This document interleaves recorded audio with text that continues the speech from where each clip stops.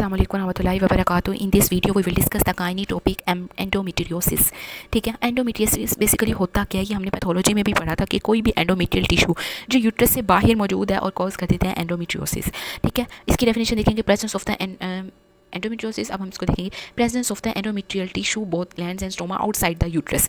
इसके अंदर बेसिकली क्या कि जो भी टिश्यू है वो मॉर्फोलॉजिकली और फंक्शनली बिल्कुल वैसा ही है जैसे कि यूट्रस के अंदर एंडोमेट्रियम प्रेजेंट है। जब ये वाला टिश्यू बॉडी में कहीं और यूट्रस से बाहर मौजूद है तो जैसे यूट्रस बिहेव करती है, साइक्लिकल ब्लीडिंग होती है, हर मंथ पीरियड्स होते हैं, बिल्कुल इसी तरह वो टिश्यू भी ब्लीड करेगा हर साइकिल में। ठीक हो गया। अब हम देखेंगे इसकी थ्योरी। इसकी थ्योरी हमने दो पढ़नी है अभी, सैमसन थ्योरी। सैमसन थ्योरी में क्या होता है कि जो मेंस्ट्रुअल ब्लड होता है ना वो रीगर्जिटेट कर जाता है, वापस पीछे की तरफ जाना चाहिए। जब ये रेट्रोग्रेड मेंस्ट्रुएशन होगी तो क्या होगा, एंडोमेट्रियल फ्रेगमेंट्स होंगे वो पेरिटोनियल कैविटी में चले जाएंगे, वहाँ पे इम्प्लांट करेंगे और ग्रो कर देंगे और कॉज कर देंगे फाइब्रोसिस या फिर एंडोमेट्रियोसिस। ठीक है, अब नेक्स्ट थ्योरी क्या है ये देखें। इसके अंदर क्या हो रहा है कि रेट्रोग्रेड यहाँ से ब्लड वापस इधर जा रहा है और फिर वापस पेरिटोनियल कैविटी में। ठीक है, नेक्स्ट थेरी है सिलोमिक मेटाप्लेसिया थेरी। इसके अंदर क्या होता है कि सिलोमिक मेम्ब्रेन जो होती है, यानी कि जो भी एम्ब्रियो का टिश्यू होता है ना पहले से, वो सारा डी डिफ्रेंशिएट हो जाता है इनटू द एंडोमेट्रियल टिश्यू में। ठीक हो गया, मेटाप्लेसिया हो जाएगा इसके अंदर। उसके बाद है मेटाप्लास्टिक थेरी, से मेटाप्लेसिया थेरी कहेंगे। उसके बाद लिम्फेटिक और वेस्कुलर थेरी भी है कि ब्लड के जरिए भी फैल सकता है और वेस्कुलर ब्लड सप्लाई के जरिए भी। जेनेटिक फैक्टर जो होता है इसके अंदर फर्स्ट डिग्री रिलेटिव में इसका 7 टाइम रिस्क कैरियर बढ़ जाता है। ठीक है, अब है इम्यूनोलॉजिकल फैक्टर्स भी हो सकते हैं अगर रिड्यूस क्लियरेंस और एंडोमेट्रियल सेल्स की due to the decrease nature clear cell inflammation endometriosis में भी associated with the subclinical peritoneal inflammation. अब नेक्स्ट हम देखते हैं इसमें ये हो कहाँ सकता है। ठीक है, कोलन में हो सकता है, पाउच ऑफ द डगलस में हो सकता है, bladder, vulva, uterus, fallopian tube, abdominal wall, umbilicus, rectum और ओवरी। ठीक है, आगे हम देखते हैं टाइप्स कौन कौन सी होती हैं। एक तो पेल्विक होती है और दूसरी एक्स्ट्रा पेल्विक। पेल्विक में यही होगा ना कि पेरिटोनियल में, ओवेरियन में डीप इन्फिल्ट्रेशन हो। एक्स्ट्रा पेल्विक में यूरिनरी ब्लैडर में, वेजाइनल में, थोरैसिक में, जीआईटी में, कहीं पे भी हो सकता है। अब है क्लिनिकल प्रेजेंटेशन।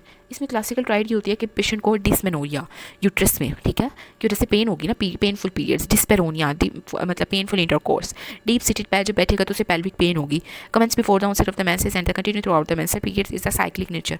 उसके बाद है डीप पेरोनिया क्यों होगा, जब डीप इंटर अगर तो सुपरफिशियल इंटरकोर्स करते हैं तो डीप पेन नहीं होगी, डीप करेंगे तो ज़्यादा पेन होती है क्योंकि जो इन्वॉल्व टिश्यू होगा उसकी स्ट्रेचिंग होगी। इसके अलावा जो एंटीवर्टेड पोजीशन में यूट्रस होती है ना आगे ब्लैडर की तरफ, तो क्या होगा वो पीछे रेक्टम की तरफ मूव कर जाएगी और वो जब एंडोमेट्रियोसिस होती है तो इन्फ्लेमेशन वहाँ पे फाइब्रोसिस होती है और वो स्ट्रक्चर को फिक्स कर देती है, जिसकी वजह से इन्वॉल्व हो जाते हैं यूट्रोसेक्टल लिगामेंट्स और रेट्रोवेजाइनल सेप्टम। इसके अलावा डिस्यूरिया और dyschezia in the extra vaginal endometriosis. अब हम देखेंगे पेन की तो बात होगी। अब हम देखेंगे एबनॉर्मल ब्लीडिंग। इसके अंदर प्रीमेंस्ट्रुअल स्पॉटिंग होगी, पॉलीमेनोरिया और मैनोमेट्रोजिया। उसके बाद बेसिकली इसके अंदर सबसे मेन कॉज इनफर्टिलिटी की ही होती है। देखो ना, अगर तो ओवरी में बन गया तो ओव्यूलेशन ही नहीं होगी, एनोवुलेशन होगी तो एग ही नहीं रिलीज होगा। उसके बाद इसके अंदर भी मैंने आपको बताया कि कहीं पे भी एडहियन होगी, फिक्सिटी स्ट्रक्चर डैमेज होगा, इंपेयर कर देगी ट्यूबर ओवेरियन मोबिलिटी को। ओवेरियन प्रॉब्लम एनोवुलेशन होगी जो मैं आपको बता चुकी हूँ। ठीक है, ट्यूबर प्रॉब्लम होगा कि ट्यूब की मोटिलिटी कम होगी, ओवम मेकअप पिकअप कम हो जाएगा। ठीक है, पेरिटोनियल फैक्टर में क्या होगा, इंट्रापेरिटोनियल इन्फ्लेमेशन होगी। ठीक है, स्पर्म प्रॉब्लम होगी कि phagocytosis macrophages inactivation by the antibodies. Endometrium में क्या होगा, ल्यूटेल फेज का डिफेक्ट होगा, इम्प्लांटेशन डिफेक्ट होगा। ठीक है, सिम्टम क्या आते हैं, extra pelvic endometriosis, rectal bleeding होगी, स्कार है वहाँ पे एंडोमेट्रियोसिस हो जाएगा, अम्ब्लाइकल एंडोमेट्रियोसिस होगा और पल्मोनरी एंडोमेट्रियोसिस। ठीक है, अब नेक्स्ट हम देखते हैं कि साइन एंड सिम्टम वही डिस्पेरोनिया, डिस्यूरिया, डिस्टेजिया, हेमाटोरिया, इनफर्टिलिटी। साइंस वही टेंडरनेस होगी, कल्डी सेक में जो सेक बना होता है, नोडुलैरिटी होगी, फिक्स रेट्रोवर्टेड यूट्रस होगा, एडनेक्सल टेंडरनेस और मैसेज। ठीक है, उसके बाद हम इसमें इन्वेस्टिगेशन क्या करवाते हैं, अल्ट्रासाउंड स्कैन करवाते हैं। अल्ट्रासाउंड स्कैन करवाने से हमें पता चल जाएगा कि रेट्रोवर्टेड यूट्रस जो है with obliteration of the cul de sac help to differentiate the endometriosis cyst को फ्रॉम द कॉम्प्लेक्स सिस्ट से। ठीक है, एंडोमेट्रियस सिस्ट जो होगी वो क्या होगा, इसके अंदर विद पोस्टिक एकोस्टिक एनहांस में ग्राउंड ग्लास अपीयरेंस होगी। ठीक है, डर्मोइड में देखा तो पॉजिटिव एकोस्टिक शेडोइंग मिलेगी हमें। ठीक हो गया, उसके बाद है कार्सिनोमा 125 प्लाज्मा में भी होता है और यूरिन में भी, लेकिन ये स्फेयर एंडोमेट्रियोसिस में इंक्रीज कर जाता है और इंक्रीज करेगा एपिथेलियल ओवेरियन कैंसर में। उसके बाद है laparoscopy. Laparoscopic main gold standard treatment है। इसके अंदर गोल्ड स्टैंडर्ड में ड्यूरिंग लेप्रोस्कोपी क्या करेंगे, entire pelvis should be examine systemically in the clockwise और काउंटर क्लॉकवाइज। एम्स इसमें डिटेक्शन करेंगे और आपने देख लिया ना कि पहले हमने क्या किया, इन्वेस्टिगेशन अल्ट्रासाउंड करवाया, CA 125 करवाया, लेप्रोस्कोपी ये गोल्ड स्टैंडर्ड है, ये हमें स्टेजिंग बताती है बेसिकली। आगे पेरिटोनिया लियन ये इससे छोड़ दें। उसके बाद है ओवेरियन एंडोमेट्रियोसिस, डीप इन्फिल्ट्रेटिंग हो गया, एक्स्ट्रा पेल्विक मैनिफेस्टेशन होगी। इसके अलावा इन्वेस्टिगेशन में CT, MRI, सिस्टोस्कोपी, सिग्मोइडोस्कोपी करवाएंगे, एंडोमेट्रियल एंटीबॉडी और TNF। ठीक है, हिस्टोलॉजी देख लेंगे, क्लासिफिकेशन एंडोमेट्रियोसिस की भी छोड़ दें। डिफरेंशियल डायग्नोसिस में वही अल्सरेटिव कोलाइटिस, क्रोन के बाउल्स का प्रॉब्लम होगा ना। उसके बाद मैनेजमेंट में हम क्या करते हैं कि अगर तो एसिम्प्टोमेटिक है तो हम इसे क्या करेंगे 6 to 8 मंथ ऑब्जर्व करेंगे और इन्वेस्टिगेट करेंगे कि इनफर्टिलिटी क्यों है। सिम्प्टोमेटिक और ड्रग ट्रीटमेंट, इन्वेसिव सर्जरी और सर्जरी। ड्रग ट्रीटमेंट हम क्या देंगे, हम COCPs देते हैं जो कि एस्ट्रोजन और प्रोजेस्टेरोन को इंक्रीज कर देती हैं और LH को कम कर देंगे ताकि ओव्यूलेशन ना हो। ठीक है, इसमें वही 6 tablet free menstrual period for the 4 cycle. उसके बाद और हम प्रोजेस्टेरोन देते हैं ताकि एंटी प्रोजेस्टेरोनिक इफेक्ट हो, और ये ना सिर्फ ओव्यूलेशन को प्रिवेंट करता है बल्कि सुइटेबल होता है for the women trying to conceive.